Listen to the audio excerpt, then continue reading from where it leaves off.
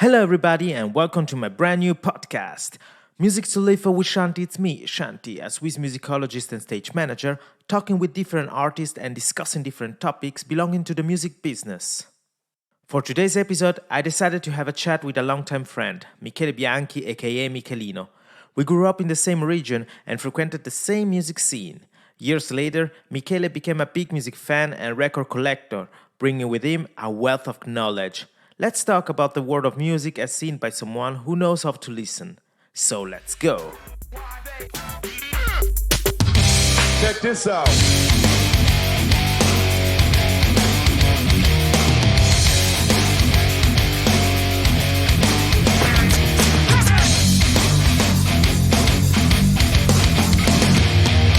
Music to live for with Shanti.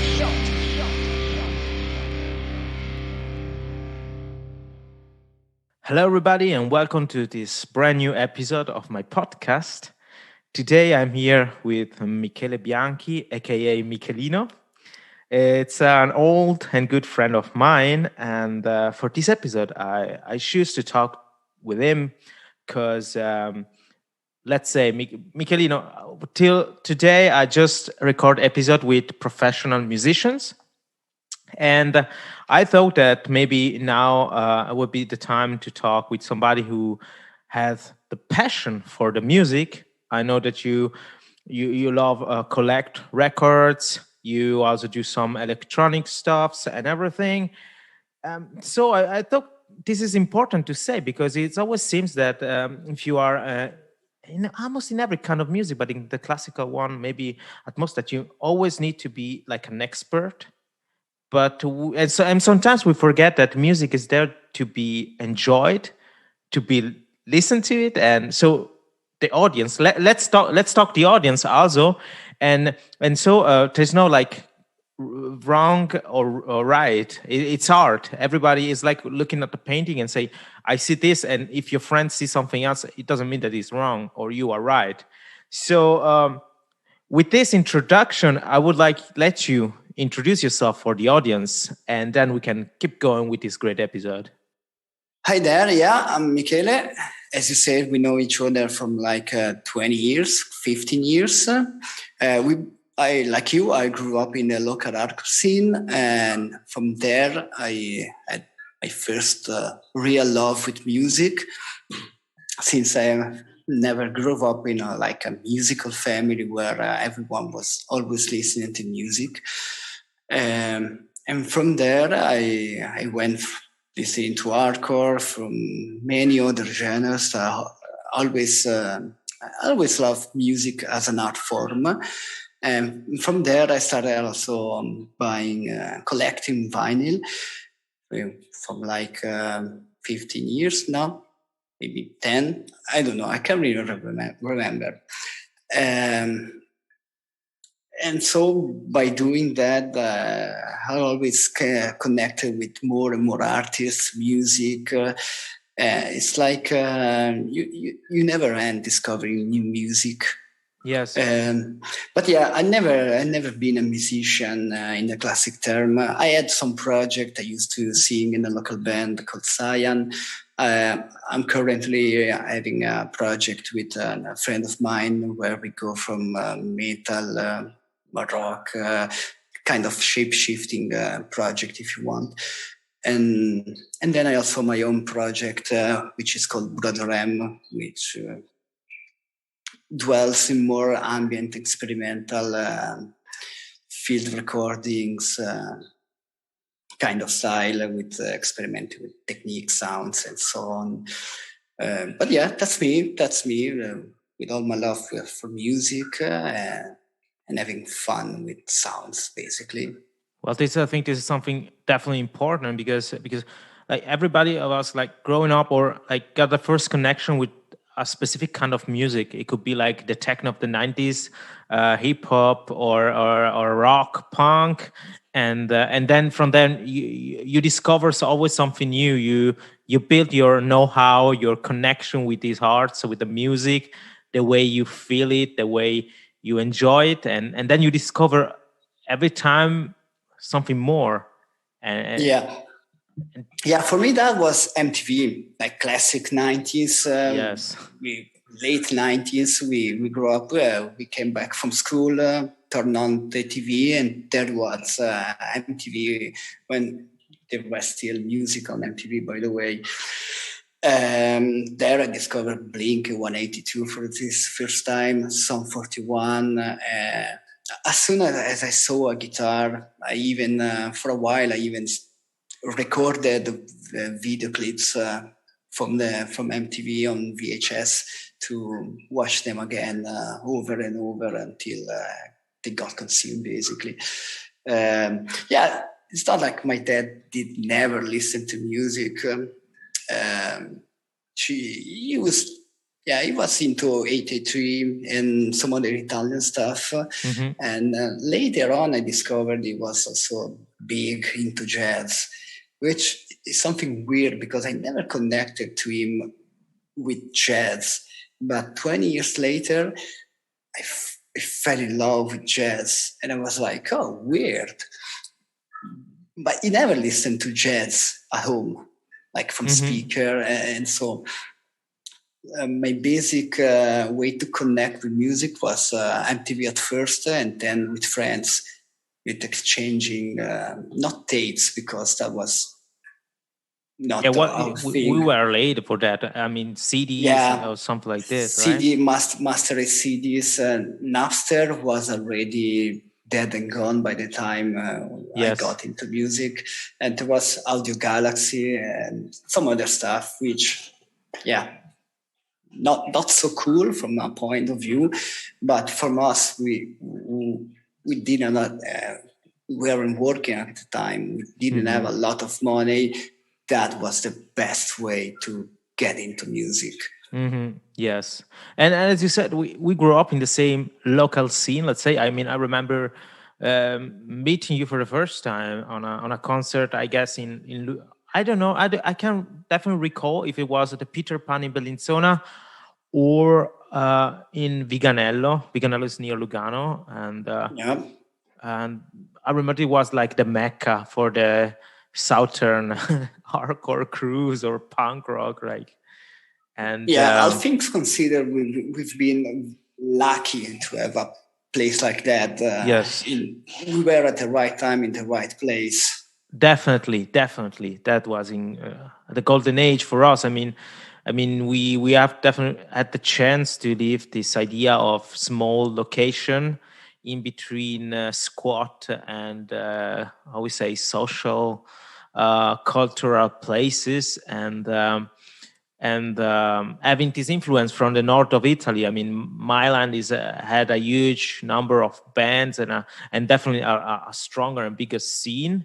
And then we also had sometimes the influence from the north. I mean, from the Swiss Germany, with band traveling from north to south and south to north, and stopping there and playing just a couple of notes on what was Friday or Saturday. And it was nice because we were meeting everybody there once or twice a month, and sometimes I think back at those times and looking at them now, I realize that maybe 90% of everyone I know, I've met them there.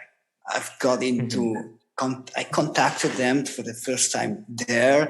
I started talking with them there, and it's literally 10 square meter in a room where, like, realistically, that place sucked. The audio was awful, but the energy that was in there and the passion was something I never experienced elsewhere. Yes. We were young. We wanted to do things. We wanted to listen to music. Tons of projects started from people meeting in there. Basically, for me, 60-70% of the music, hardcore, punk, that kind of music that started in that time span was born there in a way or another. Yes. So it's a key place. For me, it was also one of the first time when I started have some knowledge about the subcultures, like Yeah, what was the so-called hardcore scene, and stuff like this. Like I mean, I was already straight edge at the time, but I didn't know nothing about veganism. And there was a okay, lot of guys that was also already into animal liberation movements, equality in our society. yeah, And but at the time it seems like belonging to definitely to another world. I mean, definitely being rebels. And yeah, this was interesting because it wasn't also not so pushy. I mean, I remember people say, "Oh yeah, we are vegan," but it's not that. Okay, you have to be like this, or you have to make some choices to be there. I remember we yeah, had those friends that were more in the hardcore scene. I remember myself still into more punk rock and melodic stuffs, and having the other guys coming from definitely this punk and destroy scene. And but we were there. We were yeah, there yeah, in this small room, and we enjoyed the moment. Yeah. yeah. Yeah, as you said, there was a great chance for us younger people, younger kids, to get to know more about pretty much anything, Yes. because there was also a lot of older, so to speak, guys who were there enjoying the show just like us.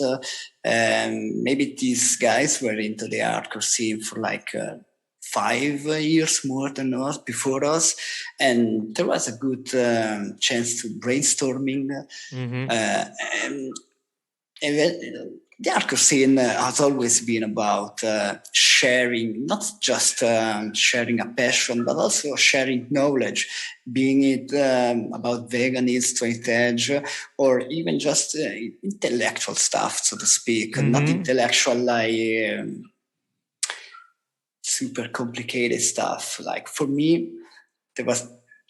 I always loved. I don't know how to put this, but the amount of stuff completely not related to music that I got into thanks to music is insane. Yes. Yes. Like I got into tattoos like everyone else at the time, and there was this tattoo artist from Varese, Luigi. You may know it. You may know the guy. I guess Uh, so. Yeah. and I was there just getting a tattoo. I start talking about Lovecraft and tons of other stuff, and I say, yeah, that's Yeah. weird. And then you go and dig in on it. Like you got like a glance of something that you never know or you never connected Exactly. with, and that was great because I'm here first of all for the music, but at the same time I have also the first of all the chance to meet people and see your friends. um, Yeah. and then you also have this chance to oh yeah, I may gonna have some knowledge on that or that topics. And I think if I think about how nowadays working with social media, and this is also topics that comes every time my episode because I think this is so actual that we need to talk about that. And it's about how we receive thanks to the posting and stories, reels, and everything, like on topics like, as examples that are really actually like women rights or minority rights, let's say. And Yeah. um, it seems like nowadays things are exploding, people are open their eyes and everything. But I have to be honest, I remember gaining a lot of knowledge, but also being more sensible on some topics, being part of the hardcore scene. Yeah. And so nowadays, to me, some way to things are kind of okay. We used to already did this, Yeah. but now it seems also something new. But that's just to say that we were there for the music, but also we get in touch with this kind of new way of think. And being a teenager, so the fact is that you grow up really, you have the chance to mature with this knowledge. And I think this is interesting to say, because maybe a lot of people have this idea that okay, if you go in certain can I say, in certain kind of companies and stuff like this. Oh, you're gonna be. I mean, I can remember my mother also saying, "Oh, but it's not dangerous. It's not. What's about the drugs? You know, this is the classical Yeah. parenting. Of course, not bad, but at the same time, you years later you realize, thank God I was in this kind of circles. You know, like, and I learn about this experience and learn about that and that, and I can take my position. Yeah, also because if you think about how the punk hardcore scene gets depicted in the movies and so about the 70s, the 80s, it's not like our parents grew up in those years. And yeah, it's definitely seems like those are bad guys, those are bad people. Nothing good can come out of them. But once you get into it, you realize that yeah, bad guys like. Although in hardcore show everyone is friendly, everyone is okay. There's always the pardon, excuse my French, the dickhead who start a fight, acts like a dickhead. But the amount of good people that are there to make friends, to just simply talk about anything is much, much, much bigger. It's just Yes. their appearance who looks, they look like dangerous, but it's not actually so. It just, to me, it was the best place to grow up. If my Yes. daughter one day will, I'd rather my daughter to go to those kind of shows rather than a disco or pubs and so on.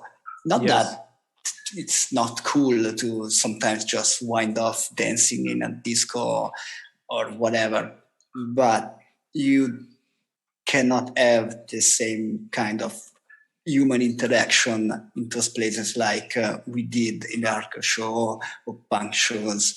It's more enriching as experience. Yes. You're not there just to listen to music, grab a beer, and goodbye. You're actually becoming a better person if you pay attention to what other people are saying. Because Yeah. not only the people, the audience. When we used to go to the hardcore show, there was a lot of awareness in on the stage too, in between Yes. songs. Talking to the And artist directly. exactly. And the artists were making sure that everyone in there was aware of, okay, we are here, we believe this is right, we believe this is wrong, and we're not saying we are right or we are wrong, but hey, maybe pay attention, Yeah, this is look something that into it. sometimes in the classical music is missing. I got this feeling, but I lived this working in jazz music while I was in a Skona Jazz Festival and other kind of music. Um, this dialogue between the people who are on the stage and those in the audience, without going there and say, oh, last week that kind of artist played there, I played that and that. For the people who just play, we don't care. Like, we are here, and so let's talk about us. Let's talk about what we did, what we're gonna do. Um, but it's not so usual. I don't know if it's something that belongs to the Swiss mentality or the where we grow up. Um, but it's also happened the last year to see the same on our corso. There is the guitar player or the lead singer on the merch table, and nobody is talking to him. Like, but not because they have fear of him, like he's a god on earth, but because they just don't care. And so this is about the fact that we were there and we communicate. We communicate with everybody, and it makes feel like really comfortable. But one thing that I think really interesting, it's remembering about the fact that there was always the guy sitting on a merch table with some DIY T-shirt or some simple prints, and that was always a box or a case with full of CDs or records, LPs, Yeah. and that was one of the moments that I always love, just scroll in between and see, oh yeah, I know that, I don't know that, I recall some name. I mean, for me, that I love melodic punk. I remember once I found this CD of Vanilla Sky, this Okay. pop punk band from Italy, and they were at the time they were unknown. And the guy said, if you like that kind of music, this is maybe the CD for you. And I still have this CD in my collection. And I say, I love that sound. But at the same time, I remember I wasn't in Lugano in Viganello, but I was in Ascona where I grew up, and there was this friend of mine bringing me a lot of CD of bands from Belgium, and one he Okay. was a huge fan of Poison to, I mean, it was American, but it was at the time this friend of mine was definitely a friend of Poison to Well, the first Caliban, and then this band called Morda, and Hmm. uh, and then he gave me an album. And at the time, I was really, really a child. I have to be honest. The first time I heard about Stride Edge, it was thanks to this guy. And at the time, it's not that I was drinking, but I was, when you grow up with this idea, let's go party, so you need a beer. So I was Yeah. saying, come on, what you say? It's funny because I never get drunk in my life. So I was like faking, teenager faking to be cool, but Mm. I was there. And then he said, no, but Stride Edge is this and that and that. I said, this is heavy. And at the time, I was listening to a lot of Offspring. Offspring for me was let's say, the connection. To rock, to punk, but it was just cool music to me. I didn't have any knowledge of the scene, of the history of some bands, of some kind of music. Just was just enjoying the melodies, and so he gave me these CDs. I say, oh man, this is too hard to me. Even Stride Edge Mentality was too hard for me, right? And Yeah. uh, and it happens that he gave me one CD, and that record, man, because I think you love it too. And this record was Jane Doe of Converge.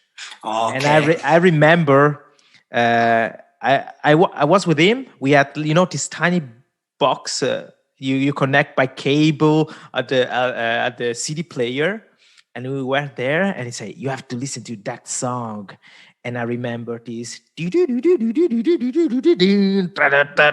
mean, the My song. God. It was Concubine. It was so violent. I never heard in my entire life such a heavy sound. Honestly, Yes. the first time, and this is why that album is so dear to me. Not because a year later I discover who Jacob Bannon is, who's Converge are, the artwork, the music, the experiment, the aggression, the sound aggression, but because in that moment, these friends of mine click play, it opened a door. Yeah. And honestly, the first time I say I don't like it, this is what my first reaction.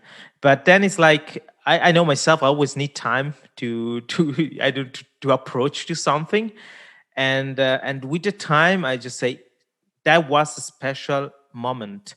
And later on, I remember it happened the same with the album Iowa of Slipknot, because I remember I wasn't used to listen to that kind of fast and heavy scream music, and and also that was an event that opened that door. When you say Yeah. I want to know more, there is a word out there. It's not just one song, one record.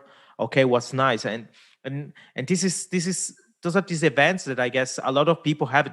I'm talking about metal and punk right now because this is one my personal experience. But I can only understand people even in an older kind of music, like say, oh, I never liked that music because my father or my grandpa was listening to that, but years later they just discovered this is their first love, and I can't Yeah. deny that Yeah. nowadays at almost 35, I still enjoying some records of that time, and I still love that kind of music. But I also know that I know how to approach to new kind of sound and try to see what's my feeling. Also understanding something important, saying why do you like it, but also to accept or not to be shy to say, I don't like it.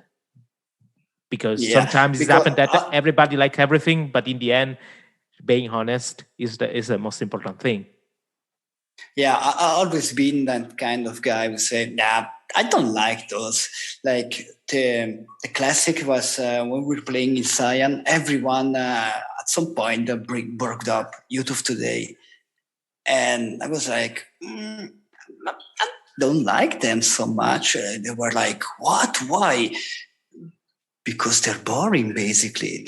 Like with all due respect to YouTube Today, the importance to the scene, the importance to the straight edge, I don't think their records aged too well. Like not like Chain of Strength did. Like I could listen to Chain of Strength still today and Yes. and say, yeah, this album rocks. This album is well written. It's I don't know. It's totally personal, by the way. Like we said, everyone experiences art in their own way. Uh, like Concubine, the first time I heard it, I was like, "What is this crap?" Right. Because it's not really harsh in the writing. It's not like totally all over the place with the drumming, the guitars. Also, the production is really harsh. And Like the fact that you don't understand, exactly. if you're not used to that in metal or also in hardcore, it's more there's a way to scream, the way to sing in this way. So with the time you get used to, okay, I need to go reading the booklet to understand what is what they're singing. If you don't know that and you hear that, it's just a nonsense. I mean, Yeah, absolutely. Which is quite weird in a way, anyway, because the first time I heard Miss Machine by the Dillinger Escape Plan, it was before I heard Jane Doe, and despite the fact it is just as crazy, just as weird, just as face based and all over the place again, the production is much cleaner. And I remember at the time I was listening to Eventual Burn, Maroon, Crisis, and that kind of metalcore. And when I pressed play on this machine, I was blown away. Like right away, I was like, wow, this feels so wrong, yet it's so amazing.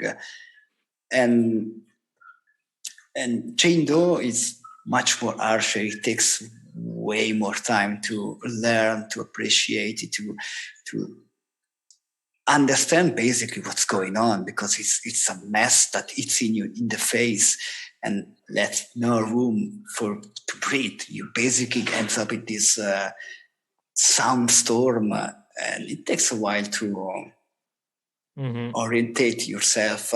The same kinds of happened with me with harsh noise. The first time I listened to Merzbau, it was like, this is nonsense.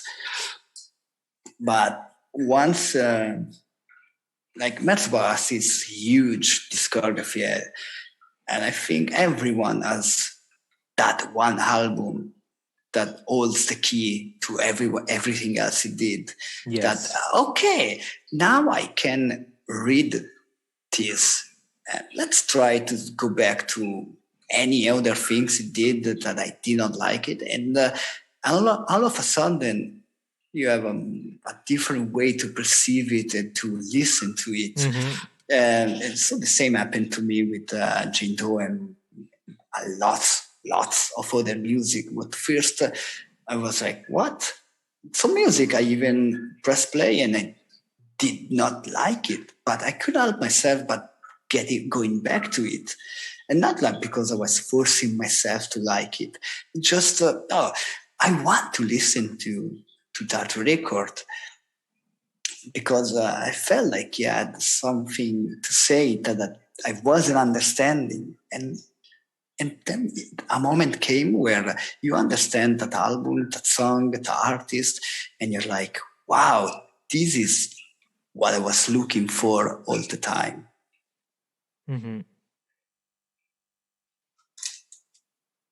No, those kind of experience just lets you understand Also, what does it mean grow up? Like, because it's like when you read a book at school, because you have to, Yeah, and you get into the story, you know what's going on and everything, and then maybe you have the chance to, or you just want to open it once again 10 years later, and you read the same story, even if you know already how it's going on, but and then you notice that the story is talking to you.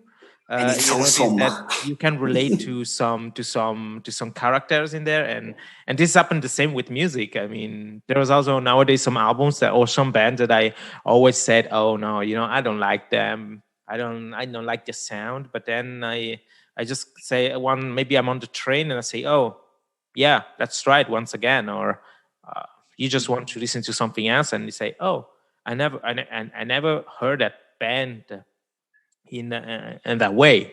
And this happened to me like when I used to, but I hope that we will do this again. I used to be on tour with Ghost Iris and this Danish band, and I remember the first time I saw one of their song on YouTube.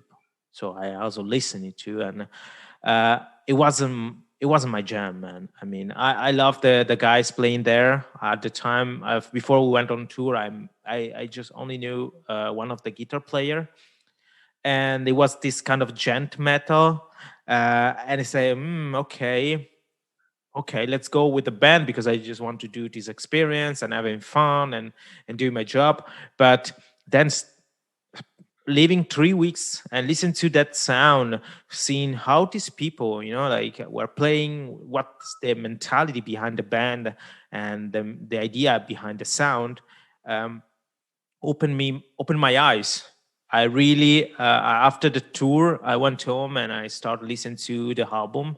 Uh, and I noticed that now that I know better about that music, um, I also could enjoy it. And this go back at what we were saying about being part of the scene, the fact that if you have the chance, talk to people, but talk to the artist, communicate, or it's not just going read online on Google or Wikipedia. You have the chance to talk to this person, and Yeah, I always use that. I remember doing that with Combat Kid. I did that with the guy of Darkest Tower. One of the last time to play here in Basel. We just hanging out after the concert, just party guys. But like you see those people on YouTube, on videos, and you like the song, and then they're there. Why you just don't go there and talk to them? And yeah. yeah, exactly. Unfortunately, not always. It's not always possible Mhm. because some venues, some artists, I kind of get them. They're on tour. They are exhausted by maybe the 1 month in the tour, and so they're not really willing to talk to anyone. Not because they're unpolite, just because they're exhausted. Unfortunately, that happens sometimes. Whatever, but yeah, I think interviews and YouTube gives us a great chance with many artists releasing an album, a song, Mhm. or something else, and then hey, this is behind the scenes. Let's check what inspired us to make this, and it can be a movie, it can be a book, it can be another music, another artist. Mhm. I love especially um, the artworks. Like I collect vinyl. One of the reason I love them is because you have a big artwork. It's like a cliche, but it's true. You can get tons of details and discover artists. Okay, what is this? Let's Mhm. check other drawings and artworks this guy did, like Jay Bannon, like you mentioned before. He did all the Converge records, and once you know that, I say, okay, let's check other stuff this guy did, and the bands ask him to do the artwork, and it's all connected. Basically, you get into an album. Uh, like I think I discovered Quell Attack because the guy from Baroness did their artwork of the self-titled. I said, Yeah. let's check this for no other reason that the artwork was done by someone I like. And bang, you're into a new band without even realizing it, just for a tiny detail, which is the artwork, which has nothing to do with actual music. Like, you can have the greatest artwork of all time, but you can write shitty music, so it's not connected. But being able to jump between albums just because of a tiny detail like that, it helps discovering tons of new music. Or like one of the first album bands I got into was Internal Affairs. Okay. Which this at some is point, hardcore, right? Yeah, which had Todd Jones in it. And at the time, the guy was all over the place. He played in Blacklisted. He used to play in Carry On, in Terror. And I got into Internal Affairs because I liked him from Carry On. A Lifeless Plug is maybe the first album where he handles guitars 100%. Corey Williams, the singer, was also in Carry On, I think. The only reason why I checked out Internal Affairs was because Todd Jones was in it. Okay, let's check this new band. And still to this day, the self-titled, I listen to it and I say, wow, this is how hardcore should sound. Fast, angry, pissed off, and short, basically, because a song of theirs lasts for 1 minute, 2 minutes, but it hits you in the face. And it's awesome. You know, that bring me at the time when we had to drove from Locarno to Lugano to come at this youth center in Viganello, and our friends, mutual friends, shout out to Koji. But I guess you were in auto with us. I remember once for sure, and we were listening to Wake the Dead, Comeback Kid, Wake the Dead, and to me that was a song. That, because as I said, I love melody, and that song got the sing along. But it also got the kick, you know. And to me that was one of the gold song of my. If I have to say in a top 10, Wake the Dead is for sure in this top 10. Yeah. Yeah, that song is powerful. Like, also the production of that record is insane. It sounds huge still to this day, and it's like, what, 10, 15 years old? Not many albums of that time still sounds this good, like Wake the Dead from Comeback Kid. Yes, I can totally agree. But talking about your collection, do you have enough space at home? I mean, how big is it? I don't know. Like I used to insert them in Disco.js, obviously for keeping track.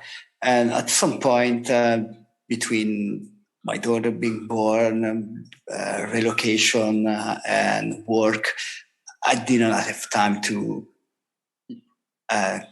keep it adjourned, keep it right, so to speak. I think in between 600, maybe 600, 700 albums, something like that. It's not tiny. I don't know. I like some. The thing is, I don't like to sell records. Like, there are some records I bought when I was getting into it, like The Defense, this Spanish band who was in Crucial Response Records. And I love that record. If I was to listen, I did listen to it like a couple of years ago, and I was like, oh, this sounds bad. Like, the singer is completely out of tune. Most of the time, it doesn't even seems to follow the music. But at the time, I loved it. And I like the idea of keeping that record because of the memories I hold with it. And so happens with tons of other records, which I bought when I was younger. I don't really listen to them that much anymore, but I love to maybe once a year and once every 2 years. Okay, I want to listen to that, and all of a sudden, all the memories come back, all the feeling of excitement, all the everything from that time comes back. And it's awesome, especially those maybe that I booked at records, at the live shows. Like you say, you go to the live show, there is the disco merch guy, and he's like, hey, I can suggest this to you since you're wearing that Converse t-shirt. Grab this one, you may like it. And say, okay. And you come back and you love that record and listening to it again, you remember the whole show, the whole night, just because of a tiny piece of an object of 180 gram. It's awesome. It's more than it may seem. But anyway, yeah, that's the 700, more or less the amount of records I have. And despite I grew up in the hardcore metal scene, in growing older, I guess, made me fall in love with many other genres, which I buy records of. So it's not like I only have hardcore and metal in my collection. Yeah. I have everything spanning from post-punk, from jazz, from experimental, ambient. Movie score is another kind of record that I love to get, I love to buy, because they lend themselves so good for just ambience. You're having dinner with friends, you put that on, and again, maybe someone asks, hey, what movie is this from? And then you talk about it, and okay, I go home and check it, and the day after, a week after, I say, hey man, I checked that movie out. It's awesome. And sometimes even a couple of friends of mine who are not into the music I listen to, or who are not into the vinyl collection thing, they just love to, hey, put up some vinyl and say, hey, you want to choose? Yeah. And they just sit there scrolling through and say, hey, okay, I like this one. I love this idea of having a record collection that is like, or you can say a time machine, or also like a photo album. Like, because you know that there is this song or this graphic that remind you of something that happened in the past, this kind of emotion. So it's definitely something human, like try to keep something that brings you back when you want or you need this kind of mood. But exactly. Talking about different projects, like I don't know if you heard that Danny Elfman is doing a lot of, at the moment, a lot of rock, prog metal. Is preparing like a new album. And no, I didn't know. It's interesting because we know Danny Elfman as a I guess one of the most well known is the Nightmare Before Christmas soundtrack, and.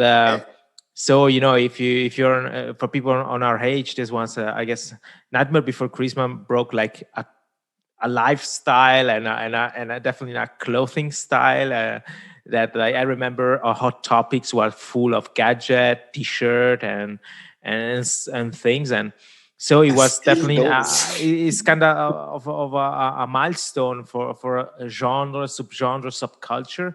And yeah, Danny Elfman is getting to more modern music. I saw on Instagram he was doing like some recording session with a very young and talented bass player, and also right now he's doing something with a girl that's playing guitar, incredibly talented guitar player. I'll need to check that out. You need to check it out. Honestly, I just read some articles and I saw the post of Daniel himself, but that's the interesting thing, I guess it also it fit into what we said till now, because the fact to mix knowledge, try new open more new doors, always interesting.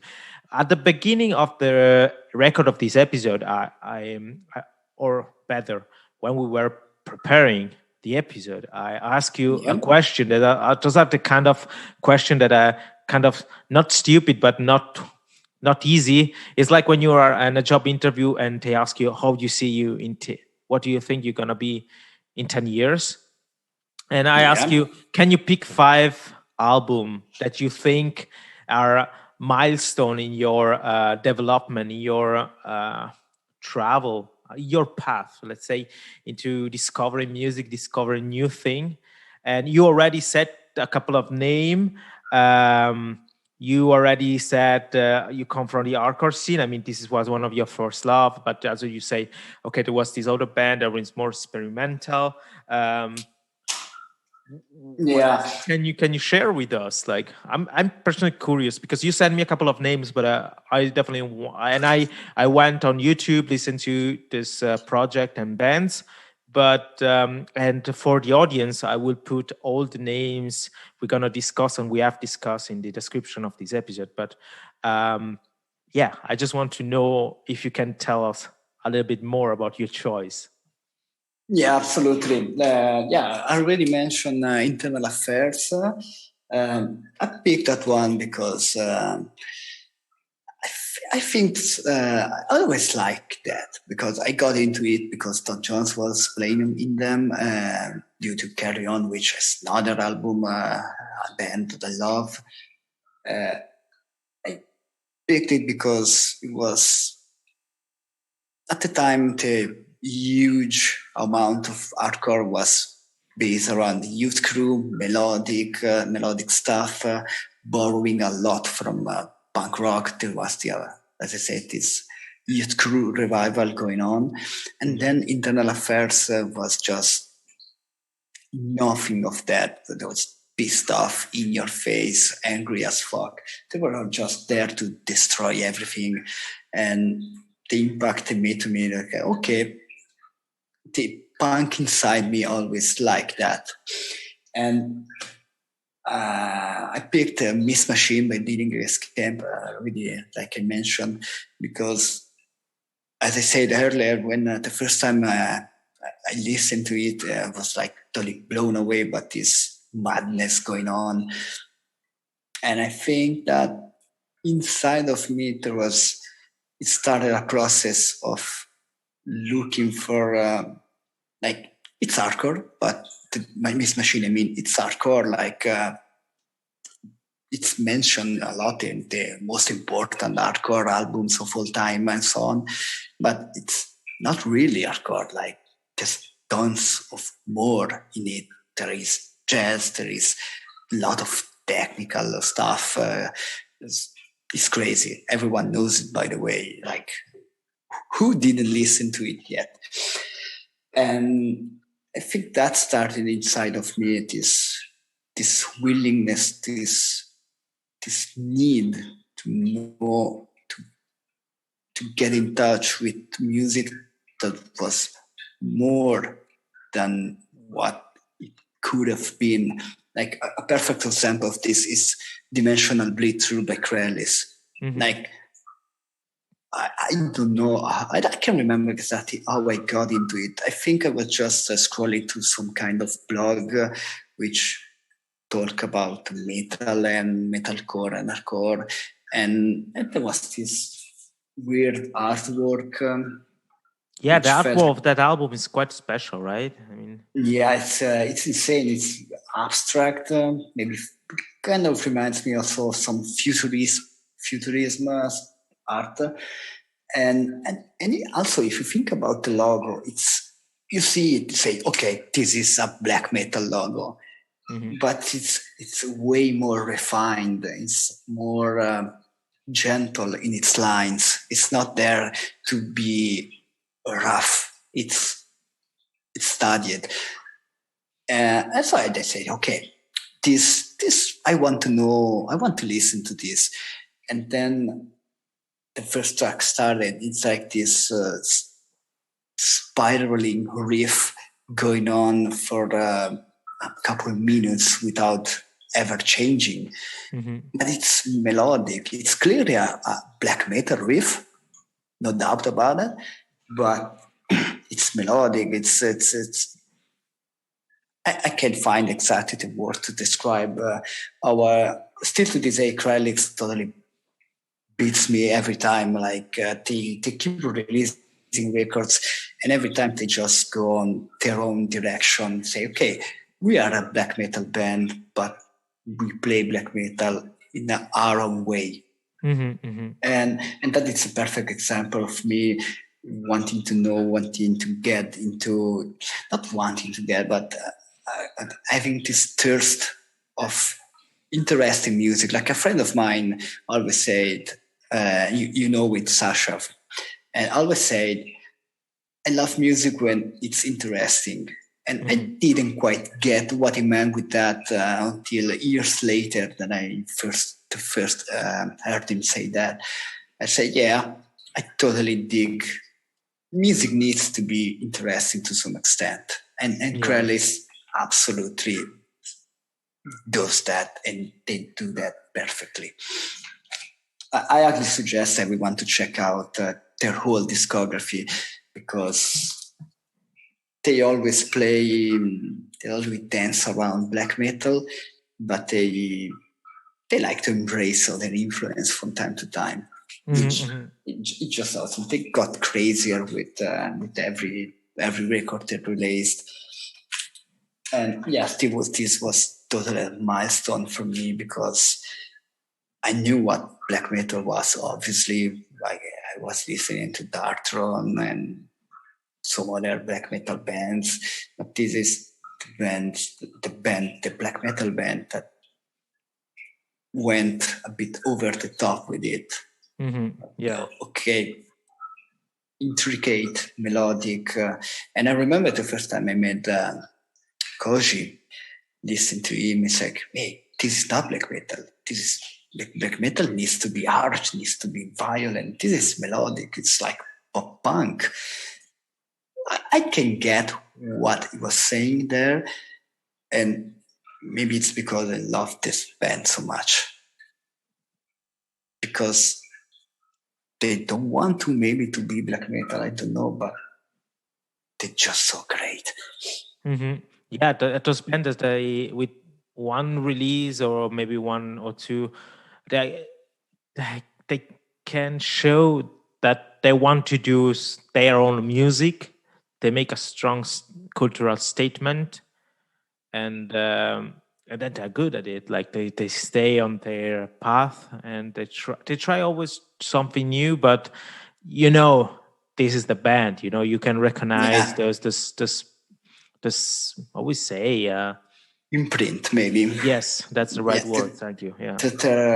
There's this imprint, and to take a step back and connect again with what we were saying before, Colin Marston, the bass player on this, has tons of other bands, project. He's a mixer engineer, a recording. So the amount of band I discovered and project I discovered through him, it's countless.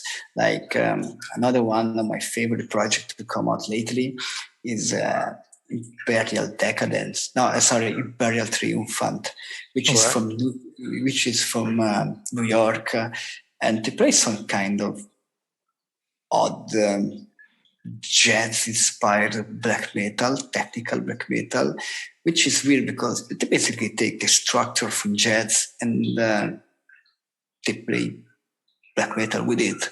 If you understand what I mean. And just because on his profile he say, "Hey, I'm mastering this band. Go check it out when it's out." I say, "Okay, I will," and so I did. Happy I did. Also, another album I picked was "The Mother of Virtues" by Piron. If that's how you pronounce it, by the way. Piron, yeah. That album, I discovered it because at the time it went down on Relapse Records. And that was another of those records that you press play and you get blown away right away. The first track is not even too long. It's quite a short one. It's aggressive. It's punchy. It's chaotic. It's messy to some extent, but it's always this controlled chaos.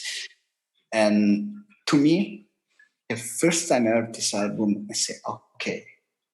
I always compare them to Late Death, the Sound of Perseverance. They were playing, they were way up, I would say, they were way up beyond their time. Yes. And I think people really started to understand what they were doing on that record a lot later. And to me, Piron is the same kind of band.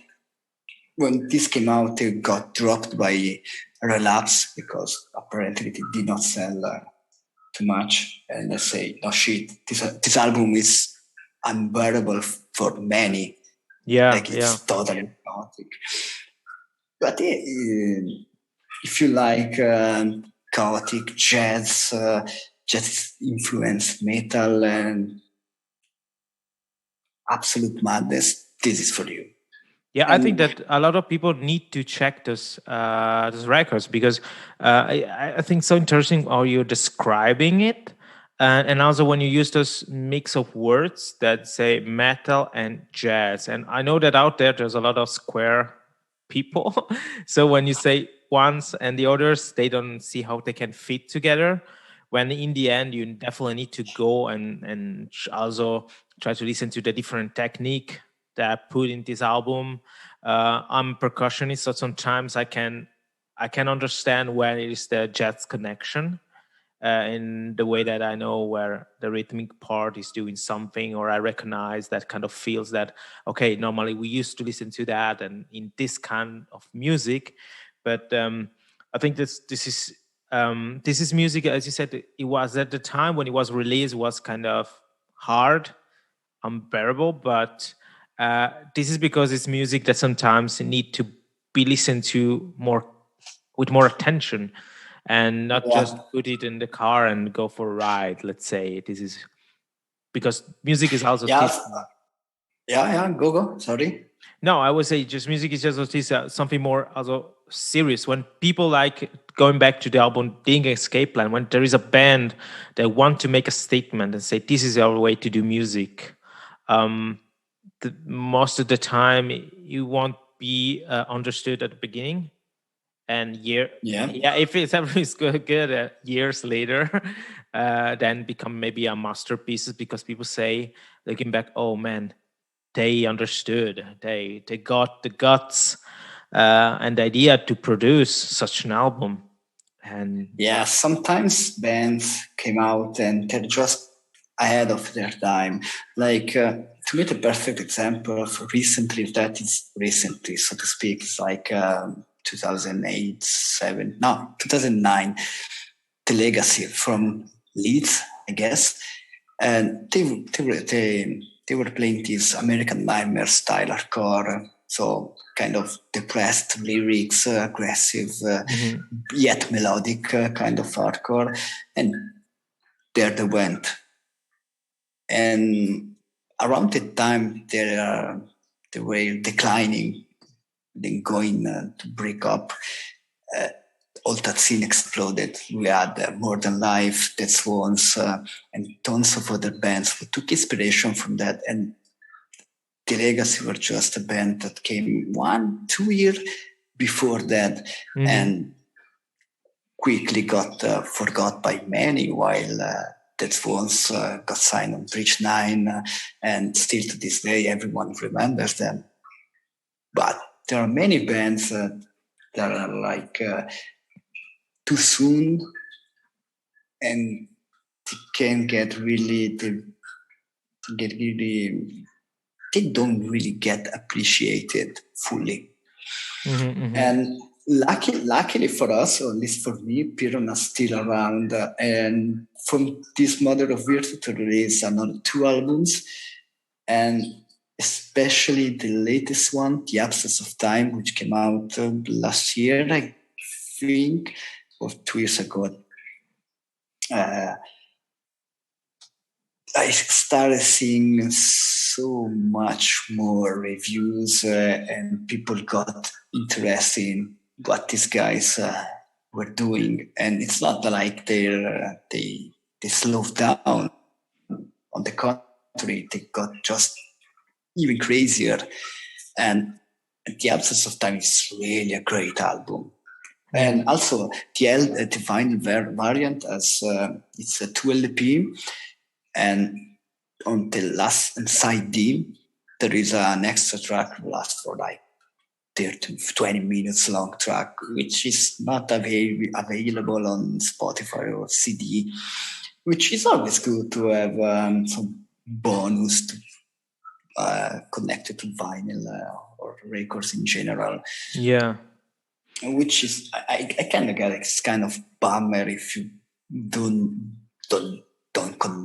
collect the records, or you just stream, but it's cool if you do. Yeah, I got a split out of wait, I don't want to say something stupid, but it's hot water music with the bouncing souls, I guess.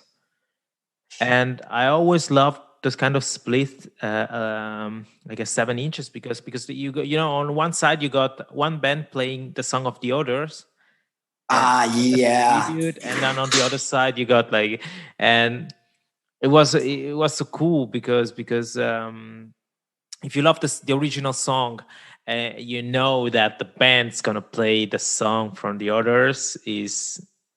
It's a cool, Yeah, it's a because you got the sign. same song that you like, but with this taste, with these sounds that belongs to another band. So I guess, yeah, I now remember. Wait, I got the Loved Ones and Hot Water Music, because if I recall, the Loved Ones play Wayfarer of the Hot Water Music, and I loved this new mix they did. And Yeah, speaking of the loved ones, it was one of those moments where I was friends with Sasha, and all of a sudden, in the middle of our afternoon, I was still in school. He texted me like, "Hey, there is this show in Winterthur tonight. Wanna go?" And I was like, "Yeah, why not?" And I absolutely had no idea who was playing. I mean, there were them and Strike Anywhere, which I never really liked it, but hey, it felt sounded like a good idea to just yeah, make and a then when you see a 2 hour band drive. live, sometimes you change your mind, because, as I said, you understand Yeah, better why they got this sound, or maybe live yeah, are more energetic than on the record. yeah. That did not happen with Strike Anywhere, Okay, but but it was the first time I saw and listened to the Loved Ones. I just loved them. I just, as soon as they ended the show and played the last note, I ran at the merch guy and say, I want to buy this record. And still to this day, every once in a while, I put it out, place it on the turntable, drop the needle, and wow, this is such a great record. This is just such a great album. And again, by doing so, I relived the moment of the show, and I still remember that day. It was totally fun. And bonus, I had fun, and as a bonus, I discovered a new band. But I totally get what you say. More than once, I was just like, yeah, I don't like this band, but hey, if you want to go to a show, why not? And considering how we live now, I'm thankful I went to so many shows just because I haven't had anything else to do. And sometimes a band you don't really like plays, and you see them and you're like, wow, this is not a band supposed to be experienced on album, on record. This is a band meant to be experienced live. Mm-hmm. You know what I mean? And you totally change perspective of them. Or some other band like Ransi Pazuzu. I don't know if you're familiar with them. No, honestly, I never heard of them, but I'm gonna check them for sure. Go for sure. They're always filed under progressive black metal, which is not entirely fake. I mean, it's progressive and surely have some black metal influence, and that's what I always heard. Then I saw them live, and I say, "Hey, there is a lot of sludge going on inside these songs." But it's not something you really notice on album, on record. I don't know why. Maybe the emphasis is on higher frequencies, which highlight the black metal-ish riffs or so, whatever. But I remember I was there and I was with a friend of mine and say, "Hey, it's just me, but they sound like a sludge band more than black metal." I say, "Yeah, awesome band, by the way." I did not include them here just because he gave me just 5 albums to pick. Yeah, but the one I 20. definitely want to discuss is the one you put up, Miles Davis.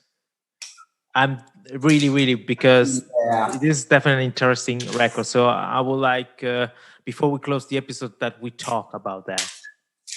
Man, we also need to talk about Suma Kekeji, I know. But yeah, Miles Davis. So it's a weird one because I've always been into Southern Lord and the bands they released, which most of time were drone, doom, crust, punk, and that kind of stuff.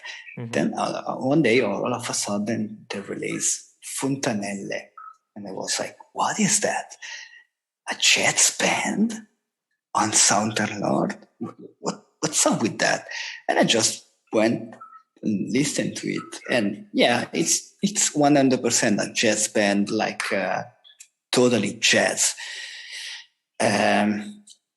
Later on, I discovered it was released on Southern Lord because some people from the metal scene that were part of bands they used to be released on Southern Lord were members in it. Basically, was, if I remember correctly, as some sort of super group composed by metal people playing jazz. I was like, wow, this is insane. I like this. And note, I wasn't listening to jazz before that. I just was curious to know how does a jazz album on Southern sound. And I said, I want to get to know more about this and how it came together. So you start looking around on the internet, and God bless the internet because of this. And main influence from the members were Bitches Brew by Miles Davis. And so I went and listened to it, which to me is the perfect entry-level jazz album, because it's not extremely all over the place, not free jazz, like it's totally messed up. It's smooth, but not too much. It's fusion, but not too much. It's mellow. It's just perfect. It's just flawless, and it plays perfectly from start to finish. I also included in this because I was researching about Miles Davis and this album and some other stuff when I started to get into jazz. And apparently, the whole album was engineered by playing 2 tapes of the same recording, but slightly out of sync, which causes this kind of reverberant delay thing going on throughout the whole album. And that's it. It's a moment when I realized you could use your studio or your equipment as an instrument. or as an effect, you could mingle with it to obtain some other kind of sounds. And I was like 25 maybe when I got into it. And from there, I always liked. I discovered this album before I got into Piron and the other bands we discussed earlier.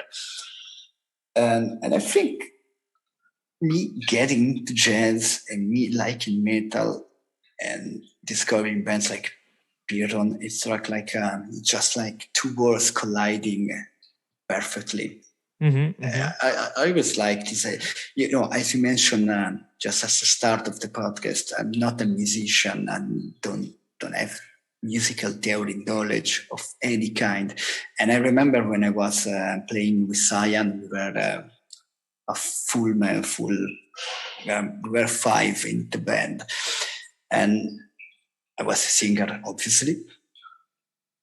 Sometimes I came up with some ideas, like, hey, why don't you cut in half this riff and do stuff with it and blah, blah, blah.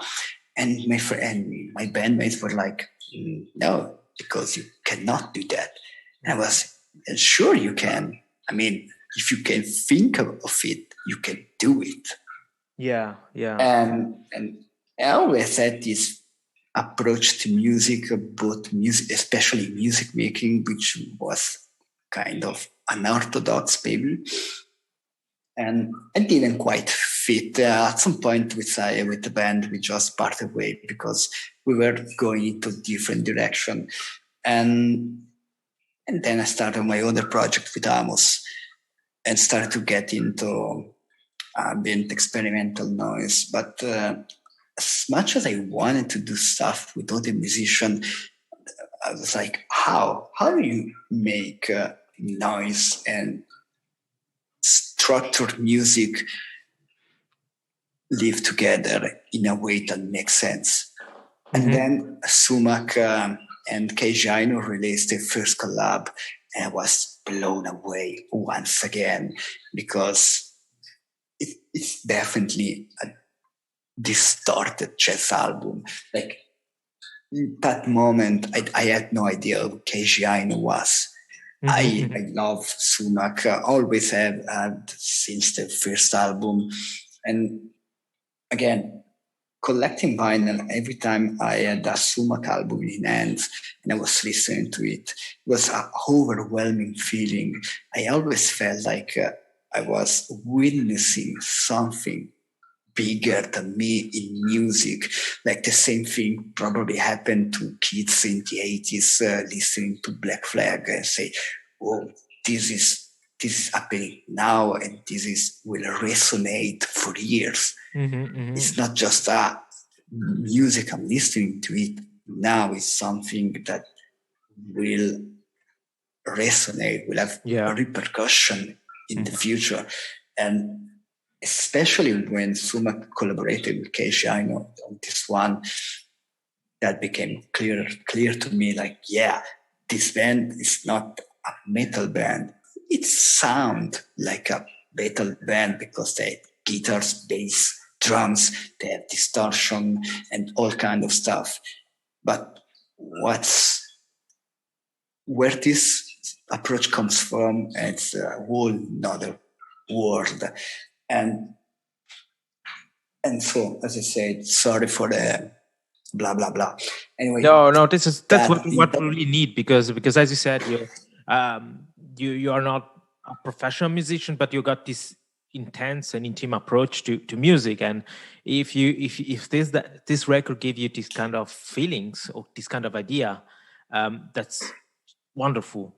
Because also this is what the author and the musician in that album would expect from the audience. Like, okay, we just wake we just awake this person. They just connect some. Yeah, it's not such a. It's not. It hasn't not only awakened me, it's opened a door because, as I say, I had no idea what Keijano was at the time, and then obviously I started typing around Keijano, discovering tons of other collaborative efforts did, which helped me connect. As I said, I always wanted to make music with friends because there are musicians I knew from 10, 15 years now that I always wanted to do stuff with them, but you cannot really jam if your skill are just the vocals. I mean, you can, but it's not really jamming. It's doing stuff over someone that's jamming. And in Discovery KG, I know at the time I was getting into um, modular synthesizer and harsh noise and experimental stuff. Helped me a lot with being able to jam with friends I had for like 15 years and finally fulfill my desire to create a space where I could create music with them. Like, and that why this album totally changed my life. Not only because it's a great album, it's great music with great artists, but also because it's completely changed my perspective and my way to approach music, both as a listener and as a musician or artist or simply creative person. That was key. And I think every single album that we spoke about in this last hour or so led me to this moment of discovery. And like I said, 20 years have passed since the first album I listened, and being able to being excited and felt like, hey, I'm discovering something through music. It's not something that gets old.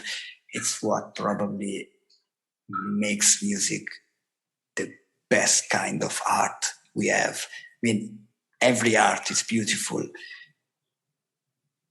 but everyone can make music. I could start to just tap my table and not be doing music.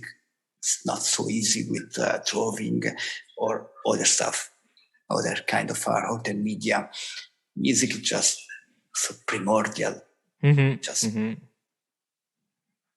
No, I totally agree, Michele. This is definitely a nice thought from you because sometimes I coming from straight from university, I did my study, so you see the word just a part of that word, and then I just jump in my professional experience, so I have to see other colors of what does it mean making music and living with music.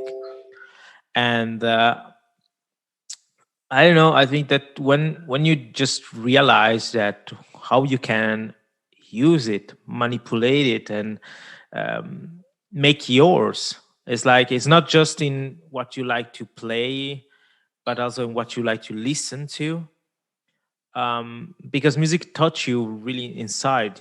Its feelings, as we said, it reminds us of moments, or of a person or something like this, and so the idea to understand that it's not just um, what we used to listen to on the radio, or on some, I will say mainstream, just because they're just, those are it's the music that you get in touch more easily. um, but yeah, that there is an ocean out there full of different kind of sounds, and everybody can relate with that. And as you said, it's so easy in some ways to make music, because you can use whatever you want. And I think that this is the interesting from the introduction, for example, in classical music, of the electronic, let's say, because thanks to synthesizers, thanks to modulation and everything, you can add a new dimension on the pentagram, let's say. And Yeah, so absolutely. you open this dimension, and I think this, if the, I'm really happy that this kind of reflection comes out in this episode, talking to a person like you, that just is I would say you're showing that if you put this passion, you don't need to be uh, an expert, let's say, like maybe nowadays you see Yeah. a lot of pseudo intellectual hipsters say, oh, I just buy this kind of LPs, or I just listen to this kind of music because only sound cool because it's strange, so it sound cool. Now you say, this music is talking to me. You're collecting what you say. You just discovered that your father got this huge passion for jazz. So in some ways, it was like already there, and so it seems to me after listening to you talk, and it's in some ways kind of you want to you just find a connection with that, with your passion for your kind of Yeah. music, and in some way the music that was already in your home and in your family. So this is inspiring and 100% interesting. As I said, I will put all the link to allow the audience to go and listen to all the music we talk in this episode. And because now we are closing, because we I guess we said a lot. I really enjoyed the fact that we started talking about our personal experience, the way we met, and the way the place and the ambience we grew up, and we also tried to show the way we mature in our choosing our taste of music, or the way we look at the world of music in general.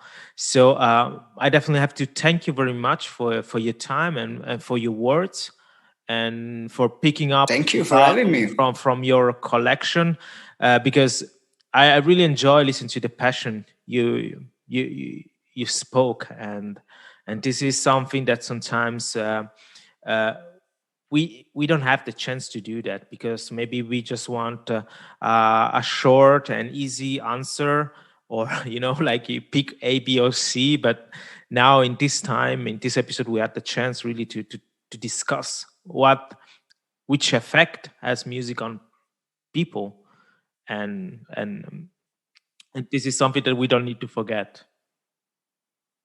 Yeah, and despite the fact that we may have gone a bit, we haven't strictly talked about only music, but every word we say was linked to music, because that's how we met. That's why you started this podcast in the first place.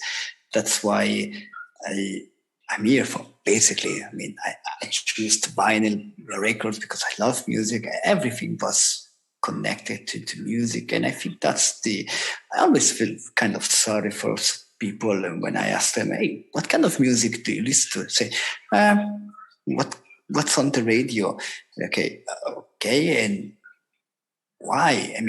We are in 2021. You can have all the music available for you. Why do you choose to let someone else decide what you should listen to?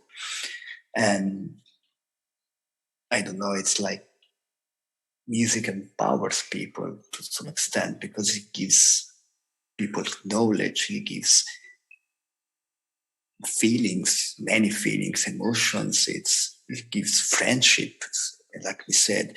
It's, yeah, I'll just stop stalking, or we can go about for another hour or so. Well, for sure, yeah, we can also for sure start a new episode.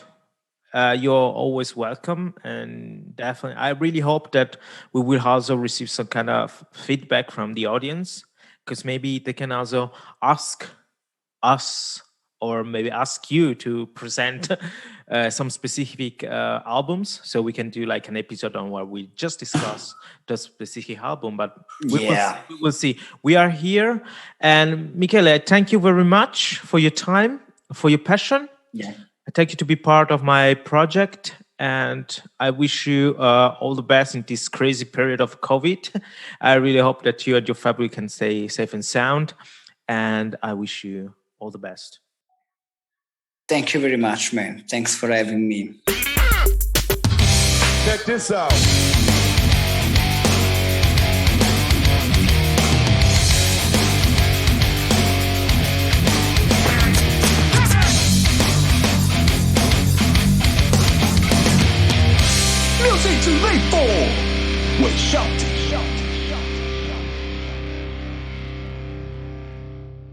I'll close this episode with a band from Ticino, Constant Anger.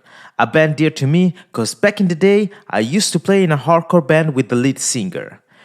Born in 2018, they mix New York hardcore with thrash metal riffs. And this for you is If Words Are Silver.